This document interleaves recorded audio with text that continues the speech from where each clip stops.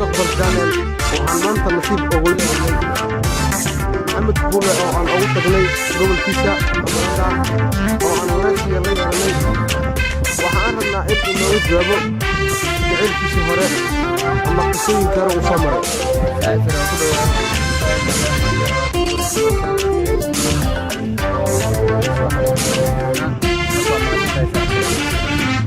kusoo mustaqbal channel واندوها صاحب واندوها ما شاء الله waxaad nooga sheekaysaa jacaylkaagii hore iyo صاحب سري qisooyinkii hore kugu dhacay صاحب سري جعلك سيسوت والله بينكم شيء وعذر بدن أيوة لي عم بن waayo jacaylkaani galay wuxuu ahaa jacayl oo jirkeyga ayaan ku qoray jacaylkaani galay ilaa haddana ugu yeelaa ma fahanti jirkeyga uu ku yeelaa marka qofkii oo jirkeyga aan ku qorana calaf u yeelo ma fahanti waa gartay waayo waxa weeyno hadda ka hore ayaa gabar ayaan jeclaaday gabadhii markaan jeclaaday heer waxaan gaaray gabadha aan jeclaaday waqti kisto inaan arko oo markaan wax cunaayo markaan oo aan biyo cabaayo markaan ma aragtay oo meel kasta adiga meel kasta markaan maray inaan indhaha ku dhufso markaan arko kadib ayaan wax cun jirin baan waa gartay waayo gabadha nolosheeda ay ahayd indhaheeda ay ahayd dhacankeyga ay ahayd qalbigeyga ay ahayd wadnaheeda ay ahayd midda kale jirkeyga dhan marka ma noo sheegi kartaa gabadha magaceeda oo saddexan saaxiib gabadha waxaa la dhahaa xaawo ayaa la lahaa marka waxay ku nooshahay magaalada Baraawe Soomaaliya ayay ku nooshahay gees ahaan waxay kaga nooshahay magaalada Baraawe sababta micnaha gabadha xiriirka intee ka wada bilowdeen Baraawe maad ka wada bilowdeen masana micnaha magaalo kale saaxiib gabadha meel magaalo meeshan ay soo gaartay marka niyo saaxiib sare gabadha adeerkeed ayaa saaxiib ahayn marka gabadha gabar kale ayaa la dhalatay oo la kala garanayeen marka mataana ay ahayn marka gabadhan ayaa waxyar waxyar ka dheereed marka midda kale saaxiib sare wallaahi gabadha markay dhaqaaqayso socodkeedaan ka helay laafiyaheedaan ka helay markii maaragtay meelaha qaar aan fadhiyo heer kasta waxaan gaaray waan gartay waxaa jira gabdho badan oo dabeecadaha ku kala duwan marka ayada dabeecadeeda ma nooga sheekan kartaa iyo adiga dabeecadaadaba saaxiib gabadha dabeecadeedu way ka heshay heerka waxaa gaaray waqti kasta waxaa waaye balan kasta aan u dhig waxaa way ka soo baxaysaa wax kasta aan dhaha samee way sameynaysaa ma fahanti marka gabadha nolosheeda aan niideyda siiyey gabadha nolosheeda qaybsan lahayd inay gabadha tahay ma jira hadda wax xiriir idinka dhexay maadaama aad kala tagteen hadda ma kala tagin maadaama ilaa hadda waan jeclahay marka gabadhaas ilaa hadda waa jeceshahay ilaa hadda waan jeclahay laakiin maadaama waxa dhibaa dhacay maadaama calafka siisa waxa waayo wuu daran yahay marka qof hadaa calaf ku leedahay waa helaysaa ilaa qof haddii calaf aan ku lahayn ma helaysid midda kale waxaa waaye gabadhii maalinkii waxay aaday Soomaaliya booqasho ayay aaday kadib markay booqasho aaday anigina falaygeyga ayaa lii soo dejiyey marka waa saas ayaan uga soo tegey kadibna markaan kontakti la yeeshay waan heli waayey waxaan u maleynayaa ilaa hadda caalamka waan raadiyaa habeen imaanin waxaa waayo meel kastoo ka raadiyaa ma adigoo raaliya waxaan u maleynayaa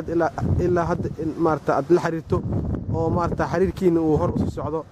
maadaama ay jiraan dhalinyaro badan oo ku fikirtay gabdhaha qurba joogta ah oo micnaha gabdhaha qurba joogta ah inay ka niyad jabaan ay gabdhaha Afrika u tagaan kadibna markay u tagaan ay 3 bilood waqti kaga soo lumiyaan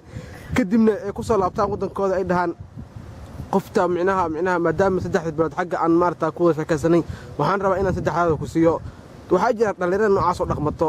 marka adiga ma u maleynayaa inaad dhaqanayso because of wajigaada aan ka dareemay marka hadda waxaan u maleynayaa inaad gabadha inta keeni doonto saaxiib waxaan jeclahay gabadhaas inay meesha imaato midda kale hadda waxaas dunida dhan waxaas ka dhacdaa ma fahanti dadka dhan qalbigooda isku mid ma fahanti dadkan dhan socod isku qalbi ma ah nin kasta wuxuu ku shaqeeyaa qalbi nin kasta wadna gooni ku shaqeeyaa ma fahanti waa gartay marka mid aan ku sheego waxa aniga ahaan qas ahaan waxaan jeclahay gabadhaas oo xaaskeyga gabadhaas saaxiibadeeda oo haddana xaaskeyga noqon doonto waxaan jeclahay inay Sweden imaato ma fahanti waa gartay marka hadda intee joogtaa isleedahay iyada hadda waxay ku nooshahay magaalada Baraawe Soomaaliya ay ku nooshahay qas ahaan waxay ku nooshahay magaalada Baraawe marka micnaha maadaama had aad awada sheekaystaan ma jira wax guur aad ku ballanteen gabadha heer waxa gaaray nolosheeda inaan u hubiyo oo habeen ayaan baxar ayaan u galay habeen ay lidili gaaray darteeda waayo habeenkaas waxaan noqday qalbigeyga ayaa tagay ma fahanti waa gartay ma jira wax xanaaq ama maarta xumaan ah idin dhaxmartay kadibna si kasta aan xanaaqsana waxa way saaxiib sare gabadhaas markaan arko aniga waan farxayaa haddii dhib kasto aan maro wax kasto aan galo dhib kasto aan maro gabadhaas maalinkaan arko waxaa waa iska farxayaa 5 daqiiqo ila joogto adduunyada dhan farxad ayaan arkayaa adduunyada dhan nolol cusub ayaan galayaa markaan 5 daqiiqo aan arko marka qoftaas waan jeclahay heer waxaan gaaray qoftaas inaan guursado hadda qalbigayga ku jirin baan waa gartay maadaama hadda aan ku sugannahay waddanka Sweden qaasatan gobolka Haparanda